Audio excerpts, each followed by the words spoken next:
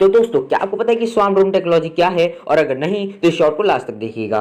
जब कई ड्रोन मिलकर एक ही मिशन को अंजाम देते हैं तो इस सिस्टम को ड्रोन स्वामिंग या स्वान ड्रोन टेक्नोलॉजी कहते हैं। इनके सामने एंटी एयरक्राफ्ट गन या मिसाइलें भी टिक नहीं पाती है। इनका एक मेन ड्रोन यानी कि मदर ड्रोन होता है, जिसके अंदर से कई छोटे छोटे ड्रोन निकलते हैं और जो अलग अलग ठिकाने पे वार करते हैं, मतलब कि अलग अलग जगह पे वो लोग अटैक करते हैं। यह नई टेक्नोलॉजी भविष्य के युद्ध में बहुत काम आए। इस टेक्नोलॉजी को नो कॉन्टैक्ट वॉरफेयर भी कहते हैं। तो कैसा लगा वीडियो कमेंट कीजिए, और इन्फॉर्मेशन नहीं लगी हो लाइक कर दीजिए और शेयर और सब्सक्राइब भी कर दीजिए। फ्लाइंग कार विनाटा भारत की पहली फ्लाइंग कार विनाटा यह चेन्नई में बनी है। इसे एरोमोनिबिलिटी ने तैयार किया है। अक्टूबर 2021 में लंदन के हेलीटेक इको 2021 में पहली बार होगी इसकी लॉन्चिंग। यह कार कई मायनों में खास साबित होगी, जो हाइब्रिड इलेक्ट्रिक पावर ट्रेन से संचालित होती है और हवा के साथ साथ जमीन पे भी करीब 120 किलोमीटर प्रति घंटे की रफ्तार से दौड़ने में सक्षम होगी।